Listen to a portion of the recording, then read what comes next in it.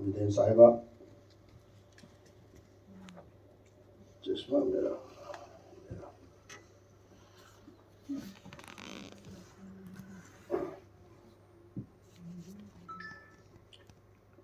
جناب پروفیسر سلیم انجینئر صاحب، نائب امیر جماعت اسلامی ہند، مولانا محب اللہ ندوی صاحب M P, professor Abdul Majid Qadri صاحب شعبہ عربی جامعہ ملیہ اسلامیہ میں پروفیسر محمد قطب الدین صاحب شعبہ عربی جامعہ جواہر لال نہرو، ڈاکٹر وارث مظہری صاحب شعبہ اسلامک اسٹڈیز جامعہ ہمدرد، جناب عبد الوجید ودود ساجد صاحب جو معروف روزنامہ انقلاب کے ایڈیٹر ہیں،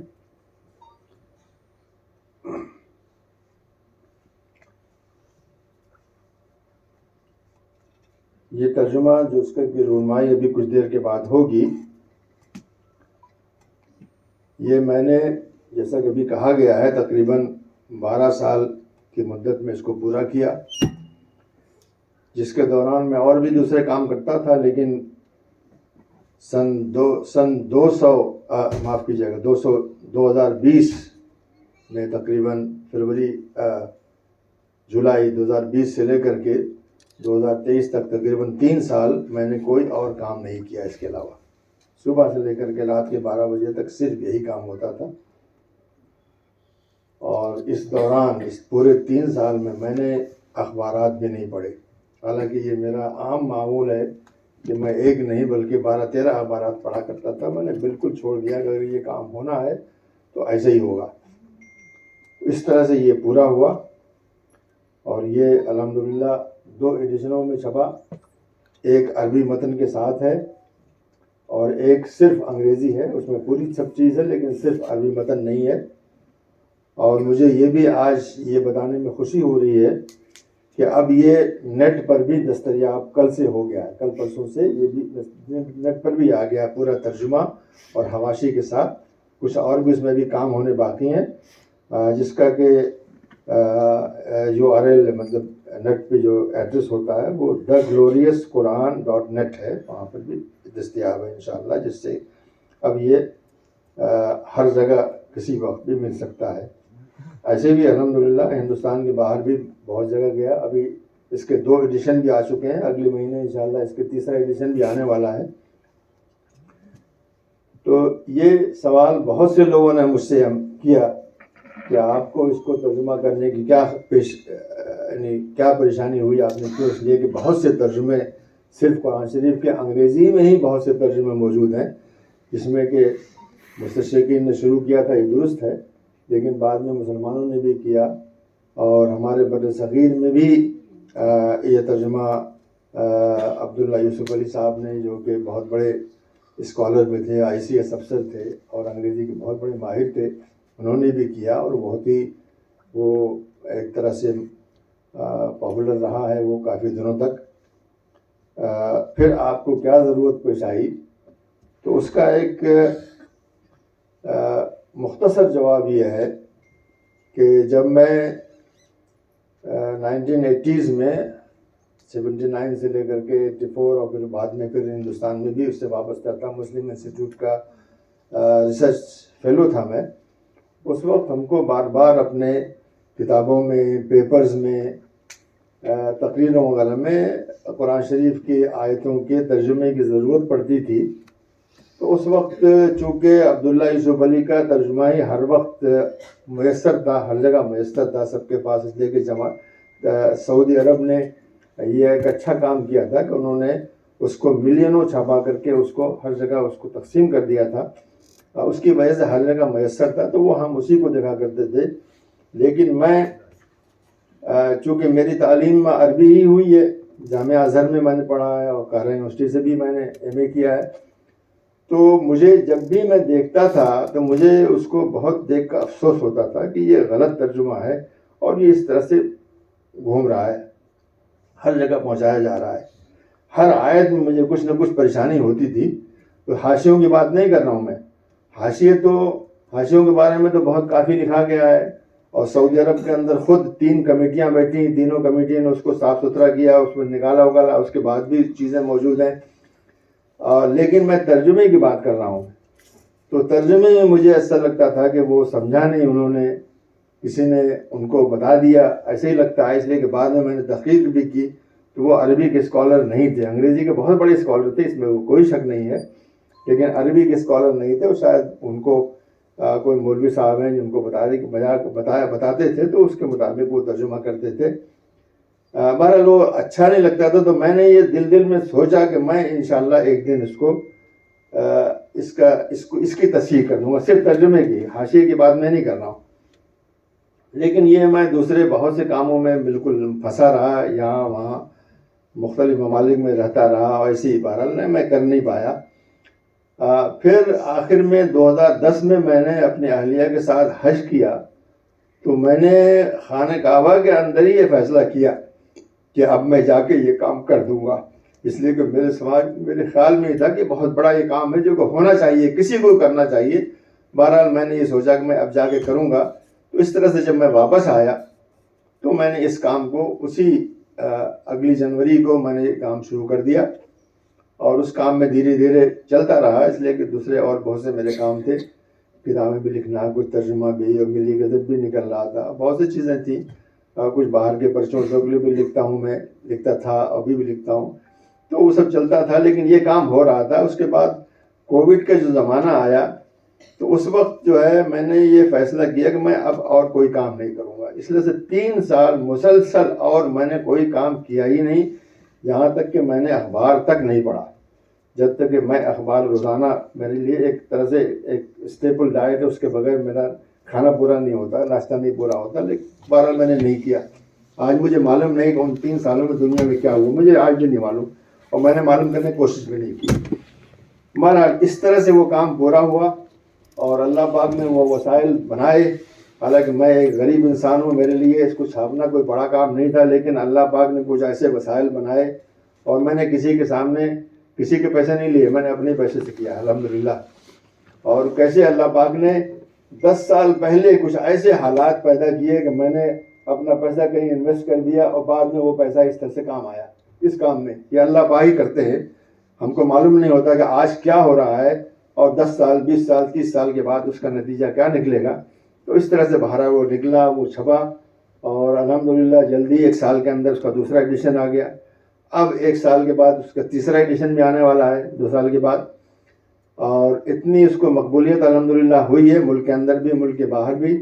یعنی صرف ایک بات عرض کر دوں کہ کینیڈا کے اندر ایک اسلامک سینٹر نے ہم سے صرف انگریزی جو ایڈیشن ہے اس کی 400 کاپی منگوائی، اور وہ وہاں پر لوگ وہاں پہ کنورٹ ہوتے ہیں، اسلام لے آتے ہیں. وہاں پہ ہر ہفتے 4-5 آدمی اس سینٹر میں آ کے اسلام لے آتے ہیں. تو ہر آدمی کو وہ 1 کاپی تحفے میں دیتے ہیں وہاں پہ. یہ ہمارے لیے ایک بڑا اعزاز ہے کہ اس طرح سے کتنی زندگیاں سنور رہی ہیں. تو یہ ایک مختصر تھا کہ کس طرح سے یہ کام پورا ہوا. اور یہ بھی سوال ہوتا ہے کہ بھئی عبداللہ یوسف علی کی اس میں کیا کمی تھی، اتنے لوگ تعریف کرتے ہیں. بہرحال ہم نے وہ سب چیزیں جمع کی ہیں، تقریباً 100 پیج A4 سائز کے 100 پیجوں میں وہ چیزیں ہیں کہ ہم نے کیا بدلا ہے. میں سب تو نہیں بتاؤں گا یہاں پہ، لیکن یہ کہ وہ زبان جو ہے بڑی مشکل زبان ہے، آج کا آدمی وہ نہیں پڑھتا ہے. اس میں آرکائک مطلب پرانے متروک الفاظ بہت زیادہ ہیں، وہ آج ان کی کوئی ضرورت نہیں تھی ایسے الفاظ کی جس کے لیے ڈکشنری دیکھنا پڑے. میرا یہ لکھنے پڑھنے کا میرا 50-55 سال سے میں لکھ پڑھ رہا ہوں، اور میں نے والد صاحب سے ہی سیکھا تھا. میرے والد مولانا وحید الدین خان صاحب، ان کا بھی یہی سوچ تھی کہ ایسے الفاظ استعمال کرو جس کے لیے کسی ڈکشنری کی ضرورت نہ ہو، ایسی تحریریں لکھو. اسی لیے ان کی تحریریں اردو میں اس لیے پسند کی جاتی ہیں کہ وہ اتنا آسان بات لکھتے تھے. تو انگریزی میں نے یہی فیصلہ کیا کہ میں ایسی زبان لکھوں گا جس کو کہ ڈکشنری دیکھنے کی بھی ضرورت نہ پڑے. اس لیے آپ کو شاید اگر کسی نے ملی غضب دیکھا ہوگا تو آپ نے دیکھا ہوگا کہ ہم نے کبھی بھی مشکل زبان استعمال نہیں کی، ہمیشہ آسان زبان استعمال کی، جس سے کسی کو کوئی آدمی میٹرک اور انٹرمیڈیٹ بھی کیے ہوئے ہو تو اس کو بھی سمجھ میں آ جائے گا. تو ایک یہ چیز تھی اس کے اندر کہ اس میں بہت کافی ایسے الفاظ ہیں، اور یہ بات خود شاید انہوں نے یا اور لوگوں نے لکھی ہے کہ کنگ جیمس کا جو بائبل ہے، جو کہ بہرحال بہت معتبر ہے، اس کو انہوں نے ایک طرح سے مثال بنایا تھا، اس کی نقل کی تھی۔ بہرحال ہمارے چونکہ قرآن شریف کو ایسی زبان میں ہونا چاہیے جس کو عام آدمی سمجھ سکے، تو کنگ جیمس کی زبان بہرحال میں نہیں سمجھتا کہ ہندوستان میں کم سے کم ممکن، انگلینڈ میں جو بہت ہی زیادہ اچھے پڑھے لکھے ہیں ان کے لیے تو کوئی بات نہیں ہے، لیکن یہاں پہ نہیں تھا ایسے انہوں نے بہت سی اصطلاحیں ہیں ان کے لیے، اگر کوئی ایک لفظ اختیار کیا ہے تو وہ بعد میں آ رہی ہیں، بار بار آ رہی ہیں، لیکن وہ بدلتے جاتے ہیں۔ یہ سب چیزیں ہم نے جو میں نے ابھی بتایا کہ میں نے ایک فائل بنائی ہے تقریباً 100 پیجز کی، اس میں یہ سب بتائی ہے کہ بھئی انہوں نے اس آیت میں اس چیز کا یہ ترجمہ کیا، اور اس کے بعد پھر یہ کیا، پھر یہ کیا، پھر بدلتے گئے اس کو۔ تو اسی بہت سی اس میں چیزیں ہیں جو کہ ایسی وہ مسجع ہے، مطلب ایک طرح سے ایک وہ پروز نہیں ہے بلکہ ایک پوئٹک زبان بھی ہے، وہ کاٹ کاٹ کر کے ایک آیت کو اس کو 4-5 لائن میں الگ الگ کر کے لکھتے ہیں، جو پرانا ہے۔ ممکن نئے والے ایڈیشن میں ایسا نہیں ہے، امریکہ وغیرہ میں کچھ لوگوں نے ٹھیک کیا ہے، لیکن اگر آپ کو اصلی اس کا ایڈیشن ملے گا، وہ بھی ملتا ہے، تو آپ کو یہ ملے گا کہ آیتیں انہوں نے کاٹ دی ہیں، اس سے کوئی ضرورت نہیں، قرآن شریف کی آیت کٹی بھی نہیں ہے، جو آپ عربی میں پڑھتے ہیں وہ بالکل مسلسل چل رہی ہے وہ، لیکن وہاں انہوں نے انگریزی میں اس کو کاٹ کاٹ کے کیا ہے۔ اب اس کے جو حاشیے ہیں اس کے بارے میں بہت سے مسائل ہیں، تو میں نے تو حاشیے لیا ہی نہیں، میں نے جو کام شروع کیا تھا ان کے صرف ترجمے کو ٹھیک کرنے کا شروع کیا تھا، اور یہ سب چیزیں محفوظ ہیں، جس ایڈیشن پہ میں نے کیا ہے وہ سب محفوظ ہیں میرے پاس۔ اس کے بعد جو کام کیا وہ بھی، یعنی میں سمجھتا ہوں کہ شاید 30-40-50 کلو کا سامان ہے جو کہ ہم نے جمع کیا۔ ایک ایک لفظ کے بارے میں نے تحقیق کی ہے، حالانکہ مجھے عربی معلوم ہے الحمدللہ، بہت تقریباً عربوں کی طرف سے مجھے عربی معلوم ہے، لیکن میں اس کے باوجود میں نے ایک ایک لفظ کی تحقیق کیا ہے۔ ہمارے یہاں پہ ہمارے مددگار جو ہے صداقت حسین صاحب بیٹھے ہوئے ہیں، ان کا یہی کام ہی تھا کہ مستقل بھئی یہ نکالو، وہ نکالو، لسان عرب سے ہی نکال کے لاؤ، تبری سے ہی نکال کے لاؤ، کشاف سے نکال کے لاؤ، مستقل یہ کام ہوتا تھا صبح سے لے کے شام تک۔ تو ہم نے یہ سمجھنے کی کوشش کی ہر چیز کو، عربی مجھے معلوم تھی لیکن پھر بھی مجھے کبھی کبھی لگتا تھا کہ لسان عرب میں جیسے کوئی اور معنی دیا ہوا ہے، یہ بھی ہو سکتا ہے، تو کہیں کہیں یہ بھی ضرورت پڑی کہ ہم نے حاشیے میں بتا دیا کہ اس چیز کے یہ معنی بھی ہو سکتا ہے، وہ چیزیں بتا دی ہیں ہم نے۔ اور پھر ہم نے اس میں حاشیے خود اپنے لکھے، حاشیے اس میں کوئی بھی حاشیہ عبداللہ یوسف علی کا نہیں ہے، سب حاشیے ہمارے اپنے ہیں، اور تقریباً 2500 حاشیے ہیں، سب ہمارے اپنے ہیں۔ اور خاص بات جو ہے، میں نے پہلے دن سے یہ فیصلہ کیا تھا، اور میں پہلے سے میں سمجھتا تھا کہ اسلام وہ ہے جو کہ حضور پاک لائے تھے، اسلام وہ ہے جو کہ ہماری جو شروع کی نسلیں 4-5 نسلیں سے وہ سمجھتی تھی وہ اسلام ہے۔ بعد میں اگر کوئی آ کر کے کوئی اور اسلام پیش کرتا ہے تو وہ اسلام نہیں ہے۔ تو اسی لیے میں نے جو بھی سورسز استعمال کیے ہیں وہ سب بھی قدیم ہیں، اور میں نے صرف عربی سورسز استعمال کیے، میں نے اردو، فارسی یہ سب سورسز میں نے دیکھا ہی نہیں۔ اردو کے سورسز بہت ہیں الحمدللہ، اردو میں بہت کافی ذخیرہ ہے، لیکن وہاں بہت سے مسائل ہیں، اور بہت بڑا مسئلہ وہاں پہ فقہی مسئلہ ہے۔ مسلمان آج جا کر کے فقہ میں جا کے پھنس گیا ہے، جبکہ وہ لوگ جو شروع کی نسلیں تھیں، 3-4 نسلیں 5 نسلیں شروع کی تھیں، ان کو فقہ معلوم ہی نہیں تھا۔ فقہ تو جا کے عباسی زمانے کے اندر شروع ہوا، اور پھر اس وقت جن لوگوں نے کیا بہت بڑے عالم تھے، وہ لوگ مجتہد علماء تھے، لیکن ان میں سے ہر ایک یہ کہتا تھا کہ میری یہ سمجھ ہے لیکن مجھے اس پہ کوئی اصرار نہیں، ممکن میں بھی غلطی پر ہوں۔ اور یہاں تک کہ امام مالک جو کہ بہت ہی بڑے فقیہ تھے، جب ان سے خلیفہ اس زمانے میں ہارون رشید نے کہا کہ میں اس کو مقرر کر دیتا ہوں پورے عالم اسلام پہ، انہوں نے کہا نہیں آپ مت کیجئے ورنہ لوگوں کے لیے مصیبت ہو جائے گی۔ وہ ان کی یہ سوچ تھی۔ امام ابو حنیفہ جس کے ہم یہاں پہ اتباع کرتے ہیں ہندوستان میں اور پورے تقریباً مشرق کے بہت علاقوں میں، ترکی تک، وہ یہی کہتے تھے کہ یہ میری رائے ہے، ممکن میں غلط ہوں، لیکن آج ان کے ماننے والے ایسے ہیں جو کہ ایک دوسرے کی گردن کاٹتے ہیں، جو مومنین کو اپنے مساجد میں آنے سے منع کرتے ہیں، جو تکفیر کرتے ہیں۔ ابھی آپ نے دیکھا کہ ایک ایسی جماعت جو کہ اسلام کے لیے کھڑی ہوئی ہے، مسلمانوں کی ہدایت کے لیے کھڑی ہوئی ہے، اس کے اجتماع بہت بڑا ہوتا ہے ڈھاکہ کے اندر، وہاں پر لوگوں نے ایک دوسرے کو قتل کیا۔ یہ کون سا اسلام ہے؟ یہ اسلام اس لیے ہے کہ ہم اس اسلام سے دور ہو گئے ہیں جو کہ حضور پاک لائے تھے، جو دلوں کو صاف کرنے والا، جو کہ یہ بتانے والا تھا کہ تمہارا کل حساب ہونے والا. آج جو بولو گے, جو کرو گے, ایک چوٹی کو بھی بیکار میں مار دو گے تو اس کا بھی حساب آنے والا. تو یہ چیز ہم سے نکل گئی ہے, اس لیے کہ ہم نے اصل جو ہے قرآن شریف چھوڑ کے, جیسے ابھی ایک نظم پڑھی گئی ہے ماہر القادری کا, بہت مشہور ہے, وہ ایک مرثیہ ہے ہمارا. آج جو یہ ہال بھی دیکھ رہے یہ بھی مرثیہ ہے کہ قرآن شریف کے نام پہ لوگ جو ہے یہاں پر, میں نے ایسی جگہیں دیکھی ہیں لندن میں نے کئی کانفرنس ہے, میں نے لندن میں نے کی ہیں 4-5 کانفرنس سے, قاہرہ میں میں نے بہت سے دیکھے ہیں کہ بڑے بڑے ہالوں میں کوئی جگہ نہیں ہوتی ہے, لوگ باہر کھڑے ہوتے ہیں, ان کے لیے وہاں پر انتظام کیا جاتا تھا پہلے تو لاؤڈ اسپیکر وغیرہ سے, اور اب آج کل جو ہے پوری اسکرین وغیرہ ڈال دی جاتی ہے. لیکن اسی دلی میں اتنے لوگ مسلم رہتے ہیں یہاں پہ, مگر کم سے کم 2-3 ملین مسلمان رہتے ہیں, لیکن یہ ہال نہیں بھر سکتے قرآن شریف کے نام پہ. تو یہ کوشش ہے کہ ایک ایسا ترجمہ پیش کیا جائے. ترجمہ جو ہے یہ ہمارے یہاں کوئی نئی چیز نہیں ہے, بر صغیر میں تو نہیں ہے, لیکن یہ چیزیں حدیث میں موجود ہیں کہ سلمان فارسی رضی اللہ عنہ جو کہ فارس کے تھے یعنی ایران کے تھے, انہوں نے فارسی میں کچھ آیتوں کا ترجمہ کیا تھا. بلکہ یہ فتویٰ بھی ہمارے امام اعظم امام ابو حنیفہ نے دیا ہوا ہے کہ فارسی میں بھی اگر پڑھو گے تو نماز ہو جائے گی. تو اس کے بعد ایک خیال پیدا ہوا کہ ترجمہ نہیں ہونا چاہیے, وہ بہت دن تک رہا. خود اسی ہندوستان میں تقریباً 200-250 سال پہلے شاہ ولی اللہ جو کہ یہاں کے بہت ہی بڑے, بلکہ میں کہہ سکتا ہوں کہ سب سے بڑے عالم جو بر صغیر میں پیدا ہوئے وہ شاہ ولی اللہ دہلوی تھے, اسی شہر کے تھے.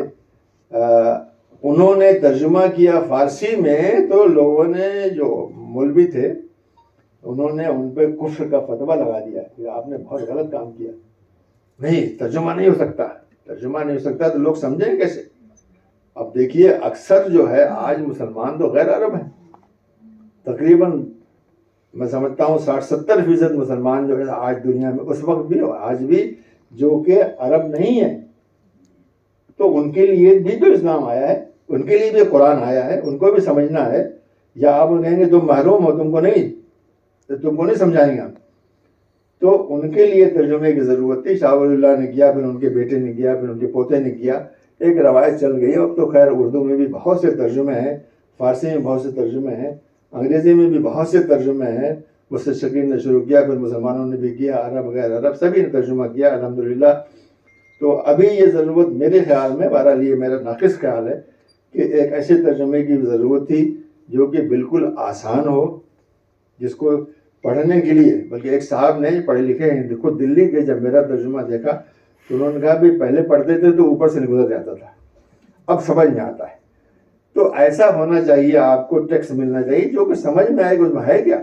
ساری ہدایت جو ہے قرآن شریف آپ کے لیے ایک ہدایت آئی ہے اللہ پاک کے یہاں سے, ڈائریکٹ ہدایت ہر آدمی کے لیے, جو بھی یہاں بیٹھا ہوا ہر آدمی ہر فرد کے لیے ڈائریکٹ آپ کے لیے ایک میسج آپ کے اللہ نے بھیجا ہے, اور ہمیشہ کے لیے, ہر آنے والے کے لیے.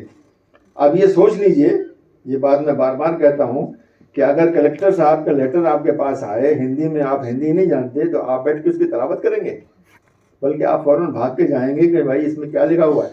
کلیکٹر کیا مولوی معمولی ایس ایچ او جو ہے وہ ہی آپ کو ہندی میں لکھ کے بھیج دے, تو آپ بھاگیں گے جا کے بھائی انہوں نے ایس ایچ او صاحب نے کیا لکھا ہے. لیکن آپ کے پروردگار, آپ کے پیدا کرنے والے, اس پوری کائنات کو پیدا کرنے والے, اس نے آپ کو ایک ذاتی لیٹر بھیجا ہے, اور آپ کو پڑھنا نہیں چاہتے اس کو. جس زبان میں, آج تو کون سی دنیا کی زبان ہے جس میں کہ وہ قرآن شریف موجود نہیں ہے, پڑھیے اس کو.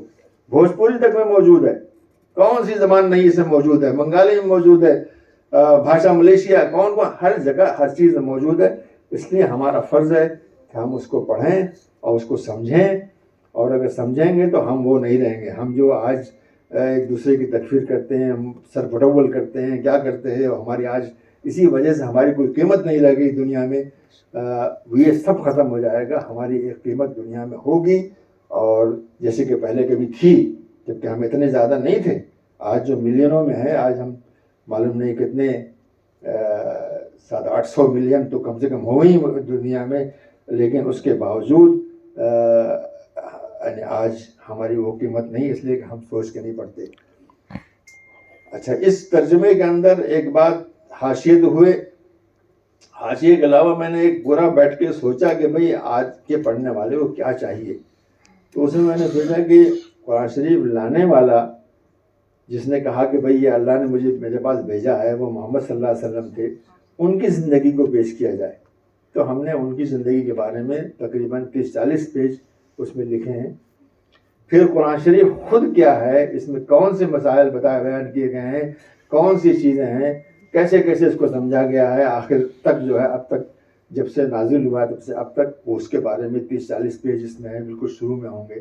پھر قرآن شریف کے ٹیکسٹ کے بعد جہاں ترجمہ ختم ہوتا ہے وہاں حضور پاک کے بارے میں، ان کی زندگی کے بارے میں. پھر اس کے بعد جو انبیاء کا ذکر آیا ان کے بارے میں. پھر اسلامک ٹرمز، بہت بڑا مسئلہ ہے کہ جزیہ کیا چیز ہے، جہاد کیا چیز ہے، وغیرہ وغیرہ، جو بہت سے مسائل ہیں، یہ کیا ہے. اب لوگ کچھ بھی سن لیتے ہیں، کچھ بھی پڑھ لیتے ہیں. تو اس سب کے بارے میں کافی تفصیل سے، تقریباً کوئی بھی شاید اسلامک ٹرمز ہوگی جو نہیں چھوٹے گی وہ وہاں پر ہم نے اس میں رکھ دی ہے. اس کے اندر تقریباً 100-150 پیج کی. اس کے بعد اس میں انڈیکس قرآن کا، کیونکہ قرآن میں کوئی بھی چیز جو ہے، چیریٹی ہے، پائٹی ہے، جہاد ہے، طلاق ہے، کوئی بھی چیز آپ سوچیے تو آپ انشاءاللہ آپ کو اس انڈیکس میں ملے گا. انڈیکس کی اور بھی زیادہ مفصل ہونے کی ضرورت ہے، اور میں اس پر ابھی کام کر رہا ہوں، اور ممکن ہے کہ 1-2 سال کے اندر وہ کام بھی آئے، جبکہ ایک مکمل کوئی 1.5-2 ہزار پیج میں انڈیکس بھی قرآن شریف کا انشاءاللہ کام چل رہا ہے اس کے اوپر. تو انڈیکس بھی، لیکن اس کے اندر اچھا خاصا انڈیکس ہے. تو یہ سب چیزیں جب مل کر کے آپ کو ایک والیوم میں ملتی ہے تو گویا آپ کو اسلام کا ایک طرح سے ایک مکمل تعارف مل جاتا ہے کہ بھائی اسلام ہے کیا. وہیں پہ آپ کو مل جائے گا.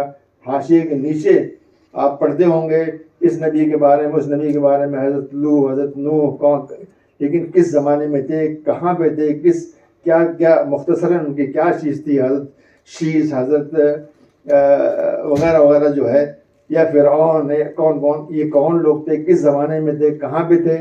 تو ہم نے اس کی بھی بہت محنت کر کے حاشیے کے اندر اس چیز کو، جس کا نجیب جنگ صاحب نے جس کا ذکر کیا ہے کہ ہم تلاش کرتے تھے نہیں ملتی تھی، وہ چیزیں ہم نے بڑی کوشش کر کے، بڑی ریسرچ کر کے ان چیزوں کو بھی دے دیا ہے کہ عاد ہے، سمود ہے، یہ سب چیزیں کہاں تھے، یہ لوگ کس زمانے میں تھے، وہ سب چیزیں بھی یہاں پر ہم نے اس کو دے دیا ہے. تو یہ ایک مختصر تعارف تھا کہ وہ کام ہوا کیا ہے. اب اگر آپ اجازت دیں تو کچھ اور بھی کچھ چیزیں میں کہنا چاہتا ہوں کہ قرآن شریف اگر ہم پڑھیں گے تو ہم سمجھیں گے. اچھا، ایک بات اور بھی بہت ضروری ہے کہ یہ قرآن جو ہے یہ نہ سنی ہے، نہ شیعہ ہے، نہ بریلوی ہے، نہ دیوبندی ہے، نہ یہ کوئی بھی جو بہت سے مسالک ہیں ان میں ایسا کچھ بھی نہیں ہے. بلکہ بعض لوگوں نے لکھا کہ بھئی یہ اہل سنت کا یہ ترجمان نہیں ہے. تو میں نے ان کو جواب لکھا، بلکہ چھپا ہوا ہے. میں نے کہا میں نے کبھی کوشش ہی نہیں کی، نہ کبھی دعویٰ کیا. میں تو صرف اسلام پیش کر رہا ہوں، بس. وہ اسلام جو کہ حضور پاک لائے، وہ اسلام جو کہ شروع کی نسلوں نے سمجھا، وہی ہے. اور باقی جو ہے وہ چیزیں سب اضافی ہیں. آپ جو ہے آپ شیعہ ہیں، بڑی اچھی بات ہے. آپ سنی ہیں، بڑی اچھی بات ہے. آپ بریلوی ہیں، بڑی اچھی بات ہے. آپ دیوبندی ہیں، بڑی اچھی بات ہے. آپ حنفی ہیں، بڑی اچھی بات ہے. مالکی صاحب کچھ بھی ہے. لیکن آپ اصرار مت کیجئے کہ بس آپ ہی حق ہیں. سب کو حق دیجئے کہ وہ بھی حق ہے، اور اس پہ عمل کیجئے بغیر تعصب کے ساتھ، بغیر تکفیر کے ساتھ، بغیر سرفوٹول کے ساتھ. پھر کوئی مسئلہ نہیں ہے. تو میں نے یہ کوشش کی ہے کہ کون سا یعنی اسلام جو کہ پہلی نسلوں نے، اور اسی وجہ سے میں نے صرف وہ کتابیں لی ہیں جو کہ یعنی شروع کی چند سینچریز کے اندر ہی لکھی گئی ہیں. قرآن شریف کی تفسیر سے تفسیر طبری ہے. تفسیر طبری جو ہے بہت ہی معتبر اور بہت ہی یعنی مفصل ہے. ایک ایک آیت پر آپ کو 30-40 پیج مل جائیں گے. آپ کو اس میں جو کچھ بھی بیان کیا گیا ہے، جو بھی حدیثیں آئی ہیں، جو اقوال آئے ہیں، جو آثار آئے ہیں، وہ ملیں گے آپ کو. ایسی اور بھی تفسیریں جو ہیں، جیسے تفسیر کشاف ہے، تفسیر قرطبی ہے، تفسیر ابن کثیر ہے، وغیرہ وغیرہ. تو میں نے صرف عربی جو ارلیسٹ سورسز ہیں انہیں کو لیا ہے، جن کی وجہ سے یعنی میرا یعنی میں یہ کہہ سکتا ہوں کہ یہ جو اصل اسلام جو تھا اس کی اس کی پابندی کی گئی ہے، اور وہ اسلام پیش کرنے کی کوشش کی کہ جو حضور پاک لائے تھے. نہ یہ نہ کہ وہ اسلام جو کہ بعد میں بہت سے گروہوں نے تقسیم کر لیا ہے، بلکہ آج تو لوگ دوسرے کے ترجمہ نہیں پڑھتے، کہتے بھائی یہ تو فلاں کا ہے اس لیے ہم نہیں پڑھیں گے، یہ تو فلاں کا ہے اس لیے ہم نہیں پڑھیں گے. ایسا غلط بات ہے. ممکن ہے کہ لوگوں نے کچھ کہیں پہ کچھ باتیں کی ہیں، لیکن اصل بات تو وہی ہے جو کہ اللہ پاک نے کہی ہے. تو یہ تعصب غلط ہے، اس تعصب سے ہم کو نکلنا چاہیے. تو میرا یہ مجھے امید ہے کہ انشاءاللہ اس ترجمے سے یہ فائدہ ہوگا کہ ہم اس اصلی اسلام تک واپس آئیں جو کہ حضور پاک لائے تھے. میرے خیال میں وقت بہت زیادہ نہیں ہے، اس لیے میں اب اپنی بات کو اس پہ ختم کروں گا. باتیں کہنے کی تو بہت ہی زیادہ ہیں جو جو جو جو کہی جا سکتی ہیں. صرف ایک بات میں کہہ دوں، بہت سی چیزیں جو میں نے بھی انڈیکس کر کیا تھا اس میں آپ دیکھیے گا کہ اسلام میں ہیومن رائٹس کا آج کل بڑا غلغلہ ہے. تو یہ عرض ہے کہ ہیومن رائٹس کے جو ڈکلیریشن ہے جو یونائٹڈ نیشن نے پاس کیا ہے 1952 وغیرہ میں، اس میں جو چیز بھی ہے وہ سب قرآن شریف میں موجود ہے، اور اس کی تفصیل تو بیان نہیں کر سکتا. لیکن ابھی ہم نے، ہمارا ایک پبلشنگ ہاؤس بھی ہے، ابھی ہم نے چند دن پہلے یہ کتاب شائع کی ہے. یہ ہے کتاب ہیومن رائٹس ہے، جو کہ لکھنے والے ہیں جسٹس پی کے شمس الدین، جو کہ کیرلا ہائی کورٹ کے جج رہ چکے ہیں. انہوں نے لکھی ہے. اس میں انہوں نے تفصیل سے بتایا ہے کہ اس انٹرنیشنل ہیومن رائٹس کا ڈکلیریشن ہے، اس میں ہر چیز قرآن شریف میں موجود ہے، اور حاشیے کے ساتھ، حوالے کے ساتھ. یہ فلاں آیت اس کے اندر، مطلب پراپرٹی کے آپ کو رائٹس ہیں، لبرٹی کے آپ کو رائٹس ہیں، آپ کو یعنی ہر قسم کے جو ہے آپ کی عزت کے آپ کے رائٹس ہیں، آپ کی انسانیت کے رائٹس ہیں، جو بھی چیزیں بھی ہے وہ سب قرآن شریف میں موجود ہے. تو میں یہ چاہوں گا کہ آپ لوگ بھی اس کتاب کو حاصل کریں اور پڑھیں، تاکہ معلوم ہو کہ قرآن شریف اگر ہم نہیں پڑھتے ہیں تو ہم کتنے محروم رہ جاتے ہیں. اسی پر میں اپنی بات ختم کر دوں گا. حالانکہ کہنے کو تو بہت کچھ ہے، لیکن ابھی بہت اور لوگ بولنے والے ہیں. بہت بہت شکریہ. السلام علیکم.